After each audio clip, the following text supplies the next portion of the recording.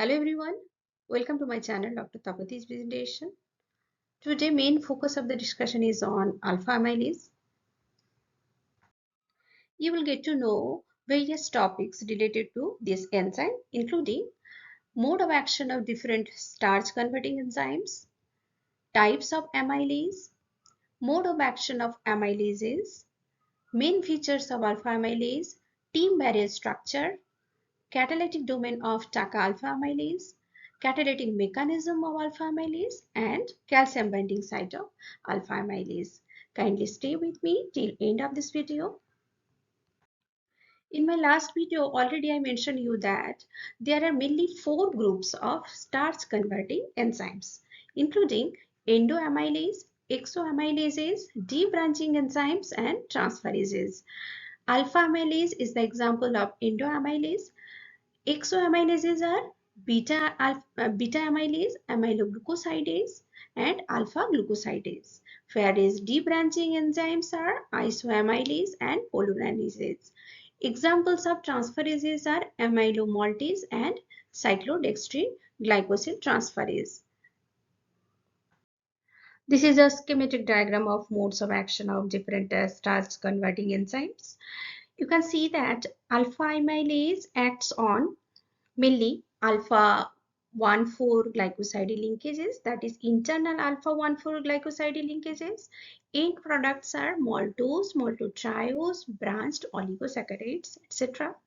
Whereas if you consider about the exo-amylases, in that case, beta-amylase acts on external alpha-1,4 glycoside linkage, and in that case, beta-demaltose is the end product. If you consider about the amyloglucosidase, it acts on alpha-1,4 external alpha-1,4 glycosidic linkage, and it acts on alpha-1,6 glycosidic linkages. And end product is beta D glucose. Whereas if you consider about alpha glucosidase, it is also acting on external alpha-1,4 glycosidic linkage as well as alpha-1,6 glycosidic linkages, but its end product is alpha D glucose. In case of debranching enzymes, that means isoamylases and polylanases, in that case, end products are polysaccharides and they are acting on alpha-1,6 glycosidic linkages. Now I'm going to focus on the transferases. Transferases means amylomaltase and cyclodextrin glycosyl transferase enzyme. If you consider about amylomaltase, end product is oligosaccharides, and in that case, this enzyme is acting on alpha-1,4 glycosidic linkages. If you consider about cyclodextrin glycosyl transferase, they are also acting on alpha-1,4 glycosidic linkages, but in that case, end products are alpha, beta, and gamma cyclodextrins. That means alpha cyclodextrin contains 6 glucose like this figure. Beta cyclodextrin contains 7 glucose molecules, whereas gamma cyclodextrin contains 8 glucose subunits. So these are all about different starch converting enzymes, their mode of actions. That means their substrates and their end products, and different bonds on which they are acting for the hydrolysis.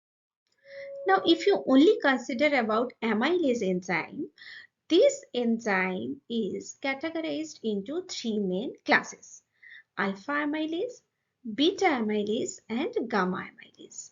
Alpha amylase is endo-amylase because it acts on internal bonds. Beta amylase is exo-amylase because it acts on external bonds. Similarly, gamma amylase also exo-amylase because it acts on external bonds present in starch molecules. Alpha amylase randomly degrades internal alpha-1,4 glycosidic linkages. Beta amylase degrades alpha-1,4 glycosidic linkage from the non-reducing ends of starch and related poly and oligosaccharides. Whereas gamma-amylase degrades both alpha-1,4 and or alpha-1,6 glycoside linkage from the non-reducing, remember, from the non-reducing ends of starch and related poly or oligosaccharides. End products of alpha-amylase are oligosaccharides with varying length with an alpha configuration and alpha limit dextrins. Beta-amylase in product of beta-amylase, that is beta-D maltose. Similarly, if you consider about the gamma-amylase, it's not maltose. End product is glucose, which is the monosaccharide. Beta D glucose, not alpha D, it is beta D glucose is the end product of gamma amylase. Sources of alpha amylase, those are plants, animals and microbes. Everywhere you will find alpha amylase, but if you consider about beta amylase, it is only available in plants and microbes. Gamma amylase also available in plants, animals and microbes. In this figure, it is clearly shown that alpha amylase acts on internal alpha-1,4 glycosidic linkages producing maltose, maltotriose and branched oligosaccharides, whereas beta amylase acts on external alpha-1,4 glycosidic linkage producing beta maltose. Amyloglucosidase acts on both external 1,4 glycosidic linkase as well as alpha-1,6 glycosidic linkase, producing mainly beta D glucose as the end product. Let's focus on alpha amylase.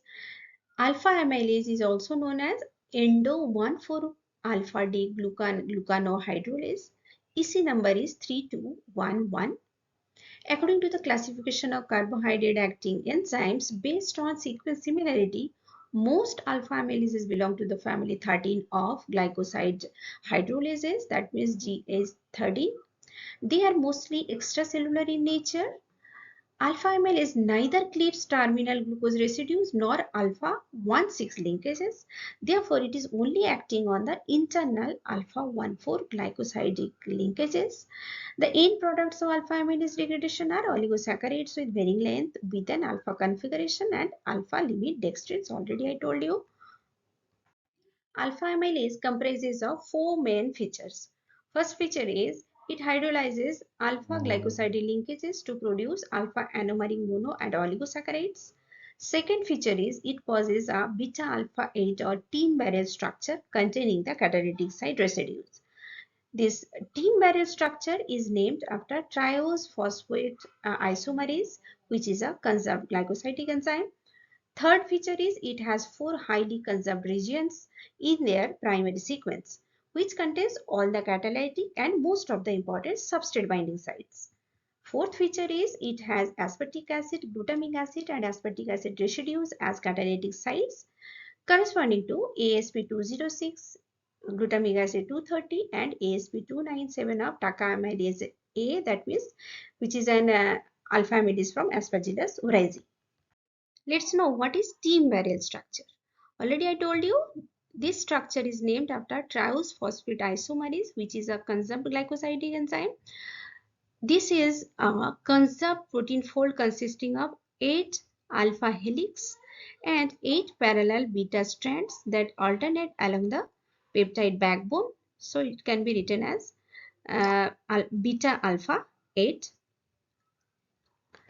Four highly conserved regions are present in team barrel structure. They are C-terminal end of beta 3 and histidine residue which interacts with the glucose residue of the substrate. Beta 4 with aspartic acid residue which is nucleophile.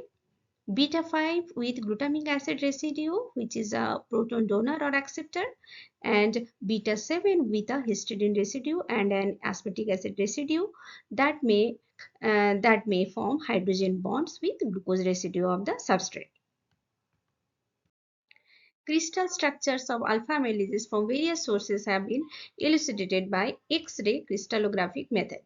Those sources include Aspergillus oryzae, Aspergillus niger, Bacillus licheniformis, barley, porcine pancreatine, human pancreatine, Bacillus subtilis, Bacillus stereothermophilus, Bacillus aeruginosa, Anoxibacillus, and Essentia fetida. These enzymes share common structural features.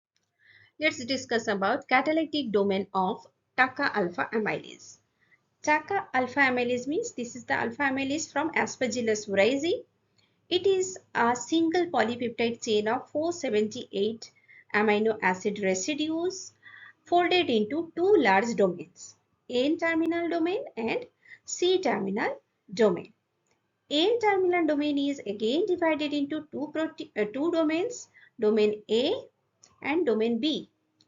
Domain A present in between the residues 1 to 121 and 177 to 380. Whereas domain B means it is present in between residues 122 to 176. Domain A is the catalytic domain, contains beta alpha or T-meryl, beta alpha 8 or T-meryl structure. Domain B consists of three-stranded anti-parallel beta sheet structures that protrudes between beta 3 and alpha 3 of domain A. Whereas domain C with a beta sheet structure, it is present in between the residues 384 to 478. It is located in the C-terminal part of the polypeptide chain. The catalytic mechanism of alpha-amylase is alpha-retaining double displacement reaction or SN1 reaction. The active site cleft or substrate binding site is located between carboxyl end of domain A and domain B. Three acetic amino acid residues, aspartic acid, glutamic acid, and aspartic acid, have been identified for the catalytic site of alpha-amylase based on the results obtained by X-ray crystallographic analysis, chemical modification, and site-directed mutagenesis. The catalytic residues of ASP206, glutamic acid 230, and aspartic acid 297 of Aspergillus oryzae alpha-amylase are equivalent to ASP231, glutamic acid 261, and aspartic acid 328 of alpha-amylase from Bacillus licheniformis. In my last slide, already I mentioned you that uh, aspartic acid 206, glutamic acid 230, and aspartic acid 297. These are the three amino acid residues present in catalytic site of TAKA alpha amylase. In this case, aspartic acid 206 is acting as the nucleophile, glutamic acid 230 is acting as proton donor, and aspartic acid 297 is holding the substrate. This position is substrate binding plate. Let's know what are the different steps involved in the catalytic mechanism of TAKA alpha amylase. There are mainly 5 steps involved in this process. First step is the unionized glutamic acid 230 of alpha amylase retains the hydrogen bond with ASP 297 via its proton before the binding of the substrate. So you can consider here hydrogen bond formation in between glutamic acid 230 and aspartic acid 297. Second step, if you consider, that is the substrate binding. So the binding of the substrate to the enzyme excludes the water molecules from the cleft and breaks the original hydrogen bond network.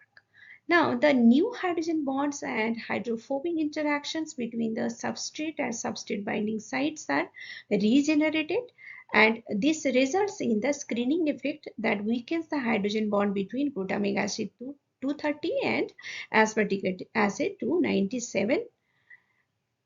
Thereby, glutamic acid 230 easily releases a proton which attacks the glycosidic oxygen to start the reaction.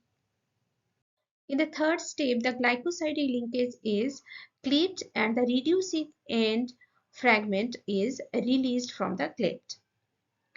ASP206, which is located at the bottom of the cleft, promotes formation of carbonium ion intermediate, and stability of this carbonium ion is also maintained by ASP206. Whereas the ionization of glutamic acid 230 produces the electrostatic repulsive force between glutamic acid 230 and ASP 297 because both are negatively charged. A water molecule, that means H2O, uh, comes from the relatively outer side of the cleft between glue 230 and 297, resulting in the weakening of the repulsive force by forming two hydrogen bonds. One hydrogen bond is in between water and AsP297. Another hydrogen bond is in between glue 230 and water molecule. And due to this process, what will happen? In the next step, glue 30 pulls off the proton. So in this case, this glue 230 is pulling this hydrogen of water molecule to produce the activated hydroxyl ion, and hydroxyl ion of water molecule nucleophilically attacks carbonium ion carbonium ion intermediate to finish the reaction. So in this case, in the last step, next product or second product is released. First product was released in third step, and second product is released in the fifth step. And in this process, finally the enzyme will go back to the initial stage. Let's quickly summarize the catalytic mechanism of alpha-amylase obtained from Aspergillus oryzae, that means TAKA alpha-amylase. ASP206, GLU230 and ASP297, these are the three amino acid residues present in catalytic site of TAKA alpha-amylase. ASP206 is acting as a nucleophile, GLU230 acts as proton donor, and ASP297 is holding the substrate, and this position is substrate binding site. In the first step, there will be formation of hydrogen ion, a hydrogen bond in between GLU230 and ASP297. Second step is substrate binding and proton donation. In the third step, first product is released, forming carbonium ion. In the fourth step, entry of water molecule and hydrogen bond formation. So in this process, two hydrogen bonds are produced, one hydrogen in between water and glue 230. Another hydrogen bond is produced in between AsP297 and water molecule. In the next step, H plus ion attaches with glue 230 and OH minus of water molecule attacks carbonium ion. And therefore there will be formation of second product, and this second product is released from the substrate binding cleft, and finally the enzyme will go back to the initial stage.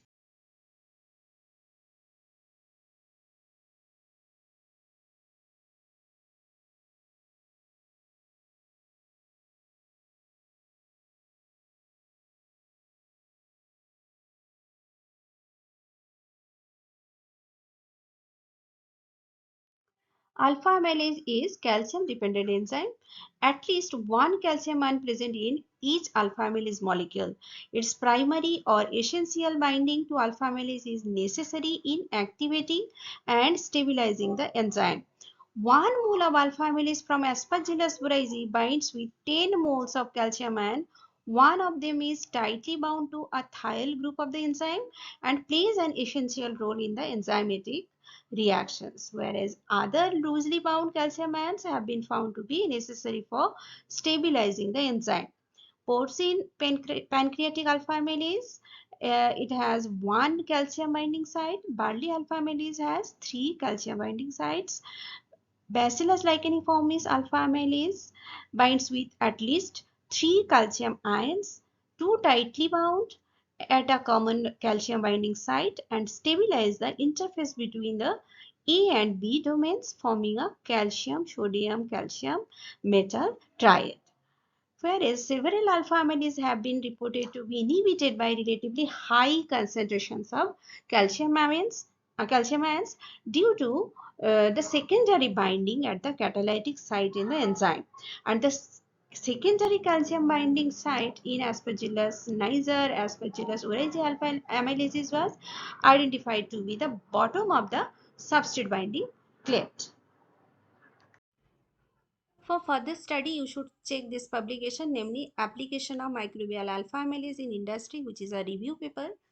In this paper, you will find three-dimensional structure of human alpha amylase, which is a classical example of calcium-containing enzyme, and it is composed of 512 amino acids in a single polypeptide chain, and its molecular weight is 57.6 kDa. And similar to other alpha amylases, it has three domains A, B, and C. And in this picture, you will find red color structure is domain A, yellow color structure that is domain B, and purple color that is representing the domain C. And in between B and A domain, one calcium ion is present, which is essential for the enzyme. Not only calcium is essential for the enzyme activity and stability of the enzyme. In this case, another ion is essential for this enzyme, that is chloride ion. So human alpha amylase is dependent on calcium as well as chloride ion. You should check this paper. You can also check this website on the topic topology of alpha amylases. This is also very helpful. Thank you very much for watching this video. Kindly like, share and subscribe this channel.